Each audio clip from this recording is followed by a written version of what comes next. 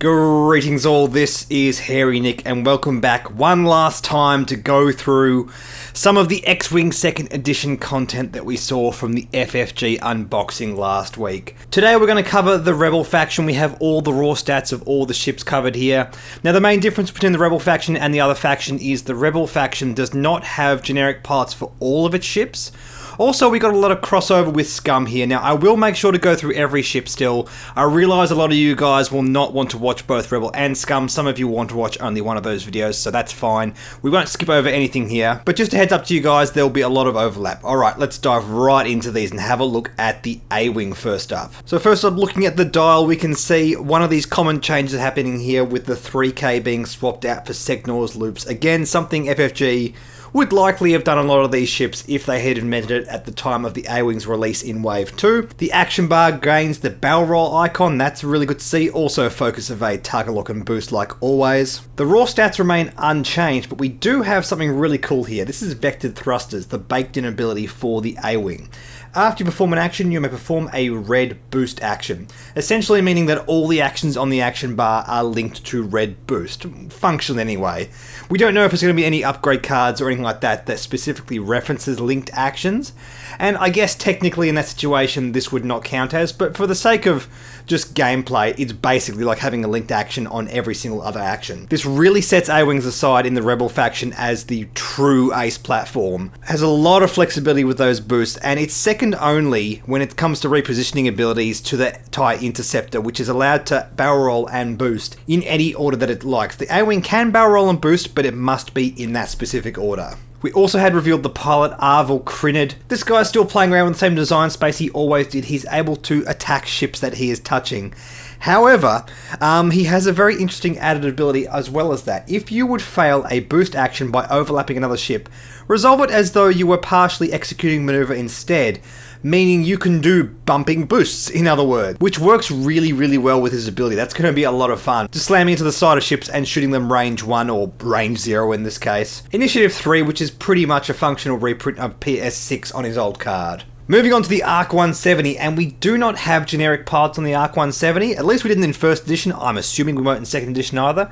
So pictured here we have Garvin Dreys, which we'll talk about in a tick. The dial is exactly the same. The action bar has gained a red barrel roll, really good. Basically these guys no longer come packaged with vectored thrusters, we now have expert handling as a way to upgrade your red barrel rolls. And this seems really appropriate. This is a big cumbersome ship, but we do see them doing barrel rolls in canon.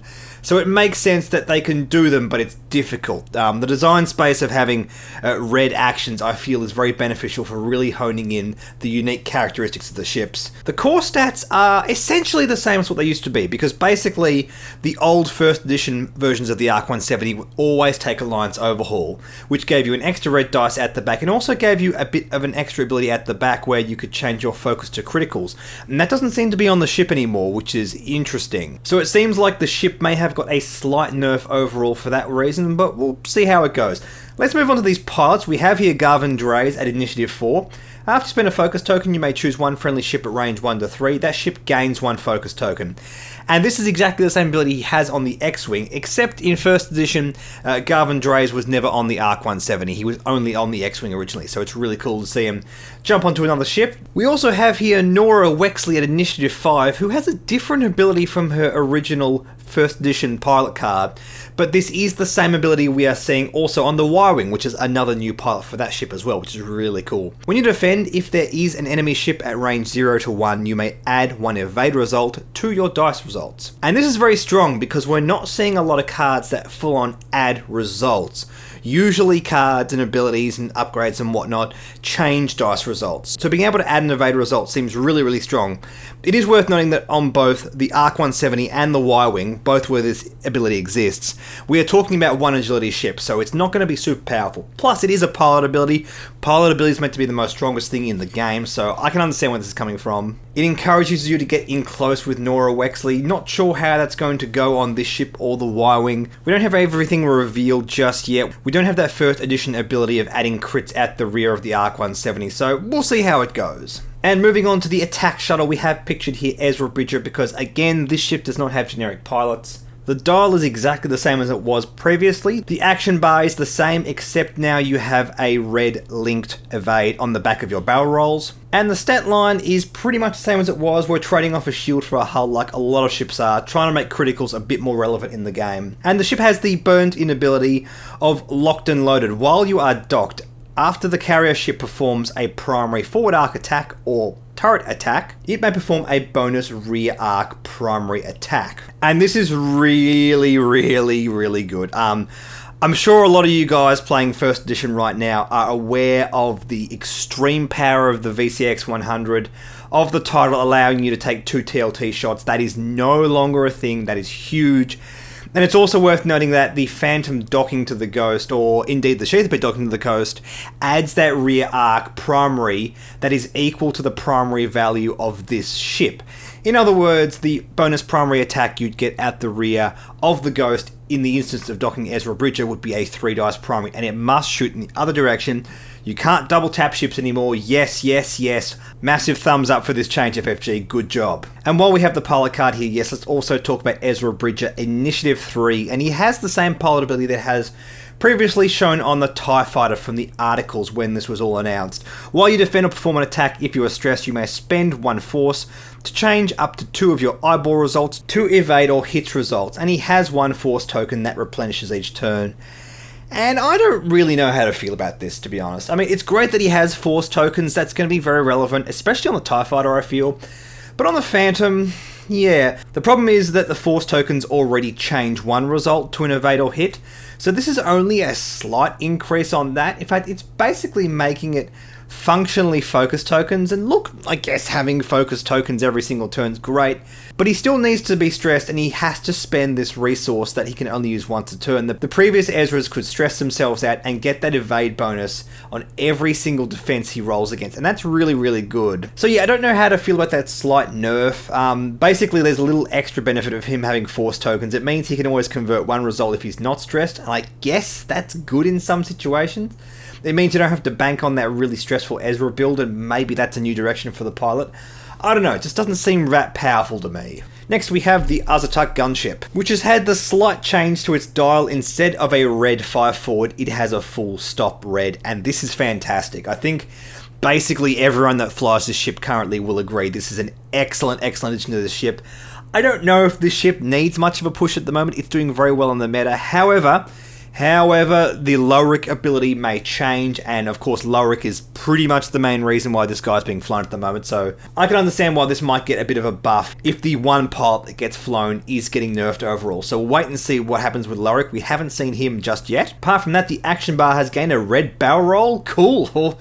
Not going to complain about that. And the stat line has lost 1 shield. So again, critical's a bit more relevant overall, and the ship is slightly less healthy. Maybe that's FFG trying to balance out that dial. Who knows? We'll see what happens when we get more information on this ship. Next up, we have the B-Wing, who's had a very, very nice upgrade to the dial. First up, we've added the 3 blue forward, which was previously only white. But most relevant, this ship has had added special maneuvers.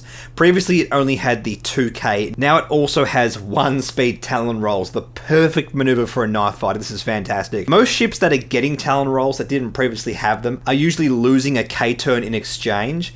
And I think this is reflective of where the B-Wing is at right now. It needed a very good upgrade to the dial, and I think this is going to be a fantastic addition. Its action bar remains the same, except on the back of a focus you can do a linked red barrel roll. And the stat line remains very much the same, except instead of 3 hull and 5 shields, we have 4 hull, 4 shields. So the same amount of hit points, but we no longer have the more shields than hull thing, which was a unique thing the ship used to have. It kind of reflects the amount of power and systems the B-Wing's meant to have. It kind of guarantees the ship doesn't get criticals, and I can understand why FFG would want to take this away.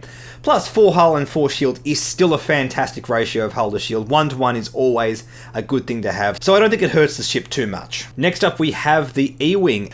This dial, oh man, this dial. It looks like a thermostat. I mean, look at the amount of maneuvers on it. This is nuts. Previously, the green banks we had on this dial were at speed 2. Now the blue banks are at speed 1. The 2 speeds have become white.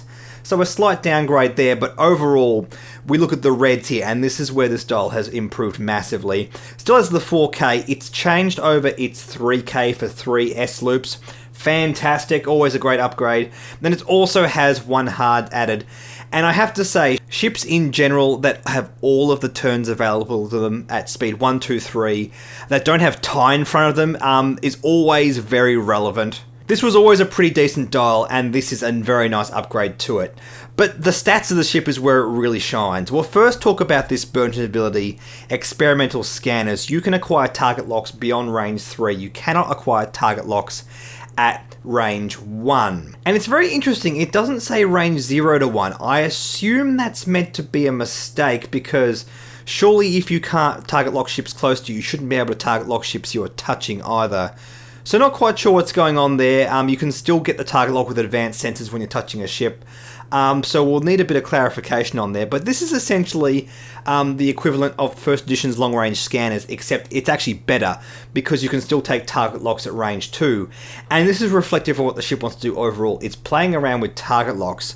The original version did have torpedoes. We don't know the upgrade bar just yet, but that is worth noting because the way it plays around with target locks is very effective. And looking at the action bar, you can see why this is. It still has focus, evade, target lock, and barrel roll, but now we also have boost, and also we have linked red target locks on the back of barrel roll and boost. So this ship is a very effective target locker, which is a great offensive ability. The stat line is the same, except we've added 1 hull, again giving it a slight buff and making crits slightly more relevant. And also printed here is Corrin Horn, who's a functional reprint of the original Corrin Horn, except his ability now only works in the bullseye firing arc. At initiative 0, which is old speak for at the end of the combat phase, you may perform a bonus primary attack against an enemy ship in your bullseye firing arc. If you do, at the start of the next planning phase, gain 1 disarm token. Oh, one more stipulation, it can only be primary attacks. He previously could use torpedoes, although frankly no one ever did. It was a bit of a points investment to do that, so no one really ever bothered with that, so that's fair enough. But this ability was always really, really good, and it basically made Corrin the only E-Wing that's has any relevancy in the current meta. So he is slightly worse, that is worth noting. And as the ship's getting a buff overall, it might mean that the other E-Wing pilots get a bit more relevancy, which would be cool to see. Also worth noting, a lot of people were complaining when they saw this because Corrin Horn does not have force tokens. And I think what FFG are really trying to do here, like, yes, obviously, there are a lot of characters who could have force tokens. Characters like, say, Khan or Jax, and maybe Kyle Katarn on the Hawk, we'll see if that happens. But I think FFG are really trying to stick to proper in-canon force users, because if we take into account the force ability and sensitivity of all the EU characters, it kind of diminishes the specialness of force overall, because so many of them are force users. It was something that was really abused in those old Star Wars books. If a character had any relevancy, it kind of felt like they were all force sensitive, and it got a bit much, and I can kind of understand what's going on here. It's also worth noting that these characters were not always force sensitive or always Jedi, especially in the case of Kyle Katarn on the Hawk. For the most of his career using the Hawk, he was not a Jedi. So I would totally understand if FFG shied away from giving him force tokens, for example. And speaking of the Hawk, yes, we have this here. Now, I mentioned this previously in the Scum article, but we have here the Rebel Scout at Initiative 2. The dial's got a neat little upgrade with that full stop. Also, the 3 hards. Absolutely happy to see that. The 3 forward has changed from white to blue, and the 3 banks have changed from red to white, and the 4 forward is now white. A much, much healthier dial, I think we'd all agree. The action bar, yes, has got a massive upgrade. Focus and target lock is now focus target lock, red boost, rotate arc, and red jam, and rotate arc in red are linked to both focus and target lock. The primary weapon value is now 2, and it's now a turreted primary weapon, so you no longer have to rely on your equipped turret upgrade cards. Indeed, we don't know if this is still going to have the turret slot. This says to me that they might not. Just occurred to me. Interesting. And we don't know if the blast turret, which didn't really have much relevancy in the previous meta, is even going to get reprinted. So I think it would make sense for FFG to just drop the blast turret out of the game completely and just give the Hawk this primary attack. 2 agility still, and instead of 4 hull and 1 shield, 3 hull and 2 shield, an actual better ratio of hull to shield. A lot of ships are actually tending to lean towards hull but this is actually getting a bit of an upgrade, which makes sense. The ship was really struggling to see play, so I can understand why they did that. Also, yes, again, the Moldy Crow title for Rebel or Scum. Gain a forward arc primary weapon with a value of 3. Ooh, that's massive. During the end phase, do not remove up to 2 focus tokens. The previous Moldy Crow allowed you to bank as many focus tokens as you like. Frankly, I don't think this is much of a nerf at all. Being able to keep up to 2 is pretty much functionally the same as it always was. And it's actually worth really noting, in the Scum video I failed to mention, and I should have, the fact that the Moldy Crow gives you a primary weapon in the front arc means that any pilots that have in-arc abilities, like Janna Wars as we're about to see, or Tolk or Mux on the Scum faction, it means you can use their ability in the front arc at all times, but also in the turret as well. If you didn't have the Moldy Crow equipped, it would only work in whatever quadrant the turret was facing. So this title is really powerful, not only for the ship's frame, but some of the pilot abilities. Moving on to Janna Wars, which was also revealed. At Initiative 5, when a friendly ship in your firing arc performs an attack, again I have to stress, that does not have a range restriction, that can cover the entire board. Nice. If you are stressed, you may gain 1 stress token. If you do, the ship may roll 1 additional die. And I think this is pretty big. Janna Wars used to work range 1 to 3, which was pretty lenient, don't get me wrong, but the fact that this can just face its arc from the other side of the map, I think is a big deal. Janna Wars was already really good, and with the flexible costing that the app in 2nd edition is going to offer, it means she can be kept relevant. But that added bonus of being able to fly the other side of the board and just point your arc at your friend, no matter how far away you are, yeah, this seems really, really powerful. And definitely something worth keeping an eye on moving forward. Next up, we have the K-Wing, which hasn't had many upgrades. The dial remains the same. The action bar is pretty much the same, except we have a white reload, which makes a lot of sense with this ship. Really good with bombs. We now know that reload also replenishes bombs, which is a nice bonus. The stat line's pretty much the same. We've traded off 1 shield for a hull like so many other ships. We also have this twin turreted primary attack, which faces in any one quadrant direction as well as the exact opposite direction as well, which is nice. Something that's replacing basically all primary turret attacks in the game. We also had Miranda Doney, and I think this is good because the K-Wing has some slight improvements, but Miranda Doney has had a pretty serious nerf, and I think this is a good thing because Miranda is so dominant in a faction that is so dominant right now in 1st edition. Worth noting, Initiative 4, this is a downgrade from most ships that were previously at PS8. Pretty much PS8 translate into Initiative 5 on most ships, so dropping down 1 more point is relevant. While you perform a primary attack, you may either spend 1 shield to roll 1 additional die, or if you are not shielded, you may roll 1 fewer attack die to recover 1 shield. And that was the stipulation that was previously not on the old Miranda Doney, if you are not shielded, and this is pretty big. The old Miranda Doney is capable of disengaging, flying away from all of the ships, just flanking out wide and regenerating her shields, and now Miranda can't do that. Sure, she kinda still can, but it basically means her hull must be vulnerable. She is still able to be attacked, and this is a very, very good thing. It means players are no longer incentivized to disengage with Miranda, and I'm very, very happy to see this. I think this is a very fair nerf that the pilot needed, and it means that the K-Wing can be made more relevant if it's made more cheaper, and this pilot may not be as oppressive as she once was. Big thumbs up for this one. Moving on to the Sheath P-Class Shuttle, again, no generic pilots with this one as far as we know. The dial is exactly the same as it was in 1st edition, except we have added onto it the 1 reverse, which I guess makes sense. I mean, this ship is meant to dock onto the Ghost, and it kinda has to reverse to do that, so yeah, that makes sense to me. The ship has lost its ability to target lock. Makes sense. It was never really what the ship was about. Coordinate is more fundamentally what the ship's about, and target lock seems to be less and less a thing which is going to be put on every single ship indiscriminately, apart from a select few, so that's good to see. Keeps things a bit more unique. And the stat line remains completely unchanged. Although the front and rear arc are separately specified, they're both still 2 red dice.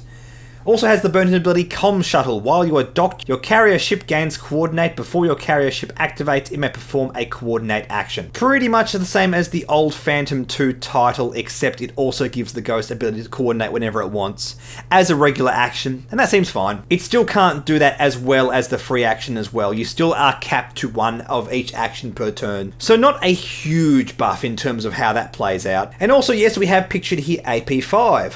While you coordinate, if you choose a ship with exactly one stress token, it can perform actions, which is functionally very similar to what it used to be able to do. Basically, it's saying you can still coordinate ships with one stress token. The previous one actually removed stress tokens in exchange for taking 2 stress tokens, which felt really good. It felt like you could unlock a lot of other ships and their abilities, and this is hard capping it at just the 1 stress token. I don't think in terms of how it's going to play out in the meta right now, this actually changes a whole lot, but it is future-proofing it against any crazy combos. And moving on to the TIE LN fighter, we saw this on the Imperial faction, but we'll quickly speak about it again. This is entirely untouched in terms of its stats. The dial remains the same, the action bar remains the same, and the stats remain the same. Great to see. I love this ship. It's a nice basic ship, and what we're hearing from the devs is basically this is the ship that they're trying to cost and model the rest of the game on. Makes a lot of sense. We want to see more TIE fighters on the table, and although it may seem on the face of it not changing it is not a good way of doing it, trying to balance everything out around it makes a lot of sense. It basically means that this ship always by design will be playable, which is fantastic. But in terms of new stuff for this video, we have pictured here Sabine Wren, and indeed we previously had Ezra Bridger in the original Rebels article, which has the same ability as the attack shuttle that we saw previously in this video.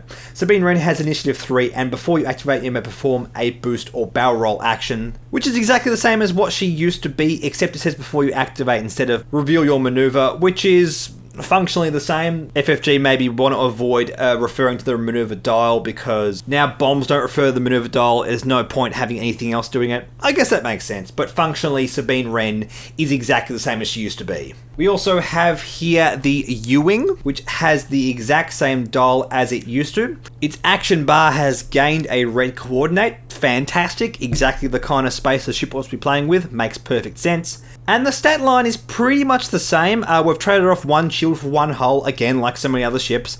But we have 2 agility here, and on the face of it that looks like a massive buff to the ship.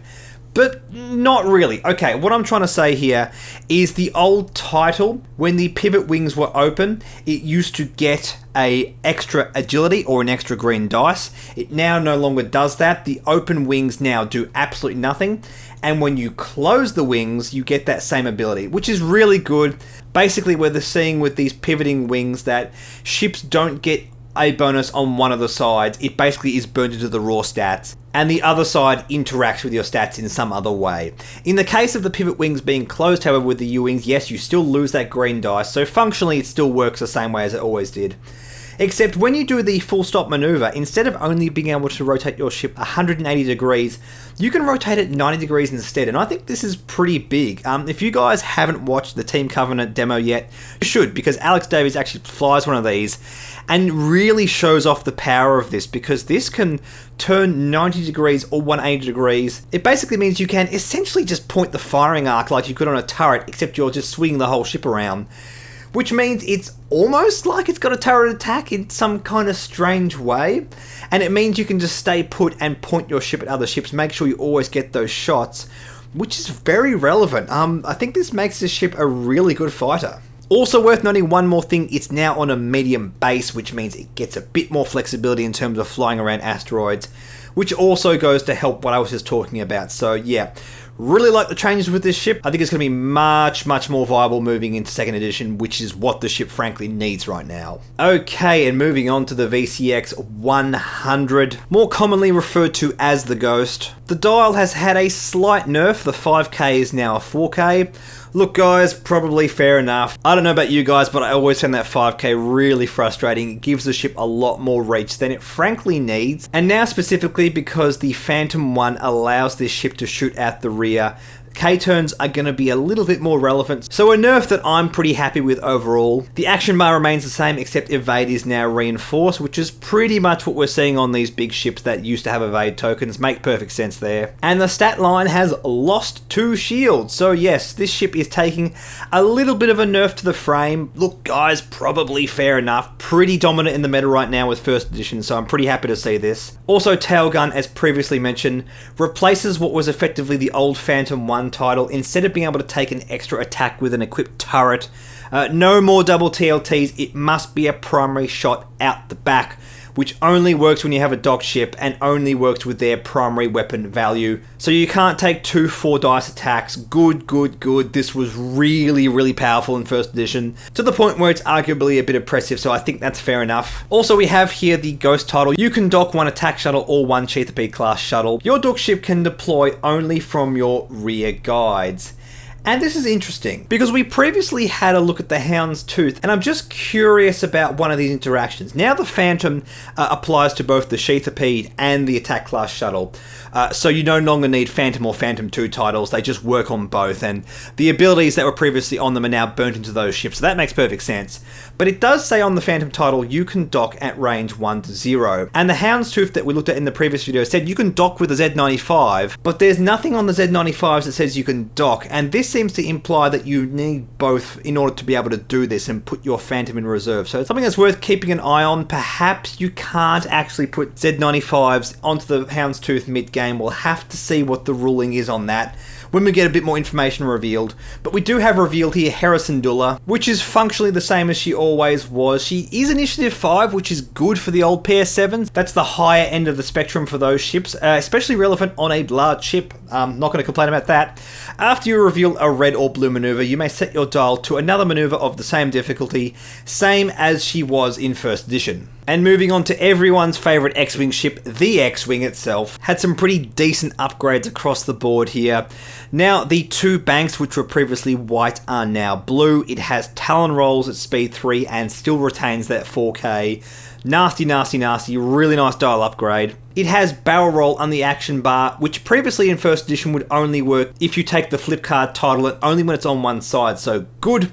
Nice to see that. Same with those Talon rolls, actually. Only available on one of the 2 sides of the original flip card. So the ship's getting a pretty nice upgrade, even on those S-foils. The stat line was also granted it 1 more shield, so they're pretty serious about fixing the X-Wing and getting it into the meta in second edition. It's pretty clear to me that they're doing that. We also had the flip cards revealed, and we previously did speak about these on the channel, but seeing as how we're going through all the ship stats, I'll quickly touch on these once more. The open S-foils, as with the U-Wing, does nothing, but when they are closed, you also gain the boost action and the focus to linked red boost, which is really good. You still roll 1 fewer on your primary attack as the S-foils are not open. The cannons cannot run as hot, so that makes perfect sense. And again, you can just flip it for free before you activate, which again is another upgrade because previously it had to announce this at the start of the turn. So the X-Wing, even with the previous fix, which it hasn't even got in first edition, is getting what seems to be another fix on top of that. So this ship's going to be pretty legit. We'll have to see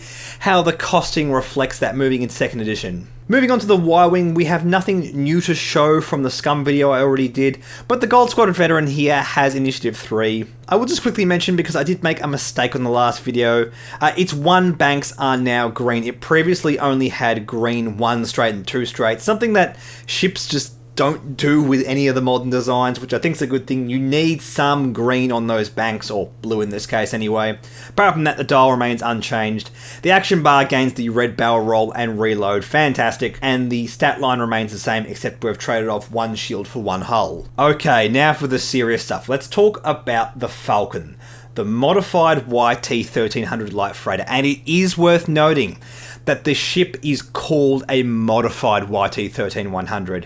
And a lot of you guys have pointed out, and yes, I completely agree, this is a sign that the Scum Falcon, which is going to be based on the Han Solo movie Falcon, is going to be an unmodified, or just a YT-1300, which means it can functionally be a different ship, which I think is a good thing, because ultimately the function sits pretty much similarly into the design space of the old Punishing one. The 3-dice turreted primary, I think, is just a little bit too similar to that old design. And I think if they're going to put the Falcon on the Scum faction, which we're all pretty sure is going to happen, it's going to be with a different frame, slightly changed stats, and I think that's going to be a good thing. It's going to be a good way to differentiate between the ships on the 2 different factions, which is something that they're very keen to do moving forward. The dials had a pretty massive makeover, actually. Our red special maneuvers is we still have that 4K, but the 3K is turned into S-loops, pretty much reflective of the Force Awakens title for this ship in first edition. We've added the 3 green forward. We've lost our 1 hard turns and added 3 hard turns. Okay, cool. It actually feels a lot like the old fire spray dial, which is not so bad because it still has the S-loops. So it's not like it's of the quality of the fire spray dial, but not having 1-speed turns and having 3 speeds instead, yeah, be interesting to see how this goes. Having 1-speed turns was always very characteristic of how this ship used to fly, especially with the old Fat Han build. Worth noting also, the Outer Ring Smuggler does not have different stats to the other pilots on the ship like in First Edition. That's something that they experimented with back in Wave 2, way back in the early days of X-Wing. They're no longer doing that, so now the Outer Rim Smuggler is going to have the same stats as Han and Chewie and Lando and all those guys. 3 dice primary, it has the dual turret, still has the 1 agility. Also, instead of just focus and target lock, we also have a red boost and a reload action. And a reload action in white. Okay, cool. So the old Falcon had missiles on it. It was never really characteristic of what the ship was doing. I don't know, is it going to have bombs or something? I guess we'll see. I'm going to guess no. But the white reload is, yeah, interesting. Worth keeping an eye on this, just in case these Initiative 1 generics become decent missile boats. Might be a thing moving forward. And also, yes, of course, the man himself, Han's Solo Initiative 6. After you roll dice, if you're at range 0 to 1 of an obstacle, you may re-roll all of your dice. This does not count as re-rolling for the purpose of other effects, meaning if you've already re-rolled the dice or converted focus, yeah, you can just do it all. Which is really, really cool. Yes, this is Han, but he is now incentivized to flying close to obstacles. Yep, cool, really works with this guy's character in the movies. And yes, you could argue it's a slight nerf in the old ability if you could modify your dice and force yourself not to be able to reroll certain ones. That is arguably better, but I think just having a complete do-over of your roll is going to be relevant and better in some scenarios. And pretty nice overall. I think this is going to be a lot of fun to play around with. And also, yes, here's the Millennium Falcon title. Interestingly, this is Rebel only, so this cannot be taken on the Resistance Falcon, despite the fact that the Resistance Falcon title of old is not going to have any relevancy. So if it does have another title on the Resistance, it's going to be different. Okay, cool, why not? Adds the evade action, just like the old one did, except we also have, while you defend, if you are evading, you may re-roll 1 defense dice, giving you a decent amount of flexibility with your evasion. I will say though that evade tokens can now only change the result of your evade dice, so it's not going to be relevant in most situations. In fact, this is only relevant if you're defending at range 3 and you have 2 evade dice, because if you're already evading, there's no point re-rolling the dice anyway if you only have 1, so just worth noting. Yes, it's a buff, but it's only a very slight buff. Continuing on to the YT-2400. This guy's dial has remained the same. He still has all those white turns. Nasty, nasty, nasty. Still great. But the frame of the ship has changed slightly. We basically have the old Outrider ability with HLC burnt into it, and it'll be very interesting to see how this affects the costing. Sensor blind spot basically means when you're touching a ship or you're firing at range 1, so I guess if you have some kind of card that allows you to fire at range 1, you don't have any bonus and you roll 1 less dice, but at range 2 to 3 you still have 4 red dice. This is actually a pretty decent buff over the old HLC Outrider combo, because you still have 3 red dice at range 1 instead of just no dice at all, which is really, really strong. I feel like this is going to be really, really good moving forward, not just with Dash. The Actionbar has gained a white reload action, just like the Falcon, except its barrel roll is now red. Yep, that is fair. Big ship's barrel rolling should be red. It is a big ship after all. And its stat line has remained the same, apart from obviously that primary, which is meant to be representative of the old HLC. And we've traded off 1 shield for 1 hull. Also revealed is Dash Render at Initiative 5, which again I must say is good for the old PS7s. If it's moved from PS7 to Initiative 5, it's a slight upgrade at what it used to be. He seems to be slightly downgraded. While you move, you may ignore obstacles. It doesn't say about performing actions on obstacles, which the old Dash Render was able to do. And I think this is going to take a slight rules clarification. Perhaps it's just meant to be a simpler wording of his old thing, because rolling the red dice means you lose the action. If it still interacts the same way, and if you move over a rock, you have to roll a red dice, then skip your actions. But technically, if you're ignoring it while you move, you don't do that, and then you don't in turn lose your action. Yes, we need the exact wording on the ruling to work out how this works, but my guess is he's going to simply work like he always did. Last but not least, with the ships, we have the Z95 Headhunter. Again, this was largely covered in the last video I did with the Scum faction. The dial has gained a 4K, the 3 forward has turned blue, the action bar has gained a red barrel. Not much to talk about, a general slight buff across the whole ship. We don't have any of the pilot cards apart from the base level guys on either the Scum or Rebel factions, so I'll be very curious to see what happens there. And just a couple of crew cards to talk about. Han Solo here in the gunner slot. During the engagement phase at Initiative 7, as in before everyone else, you may perform a turret attack. You cannot attack from that same turret again this turn. And worth noting, if you have a dual turret, that means you can fire out one of those and then fire out the second one during your regular activation during your attack. A lot of these gunners are playing around with the ability to double attack with your various firing arcs and secondary weapons and that kind of stuff. This is no different. Han Solo is about getting extra bonus attacks at your turrets. Very curious to see how this goes. I think, oddly enough, on the Hawk, this is going to be a lot of fun because it means you can use your turret attack and your primary attack.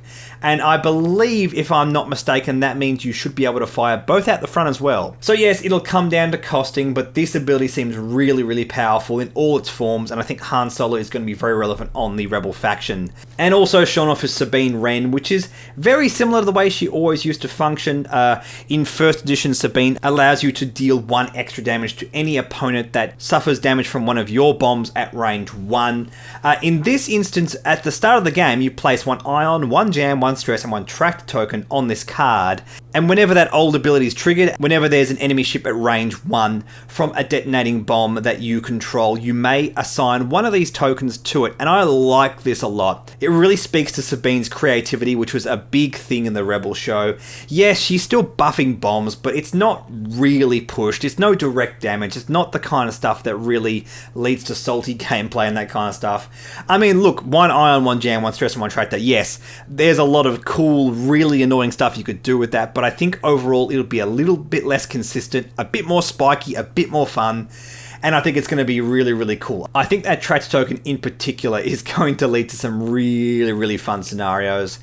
And yep, that's everything we had revealed for the Rebel faction so far from the FFG unboxing. Really, really cool stuff. I'm overall happy with all the nerfs and all the buffs. I think they've occurred in the right place. They're reflective of what's happening with the first edition meta, trying to balance everything out, and I'm really, really happy with that. In the comment section, guys, what do you think of all this stuff? What cards do you think we really need to have a look at?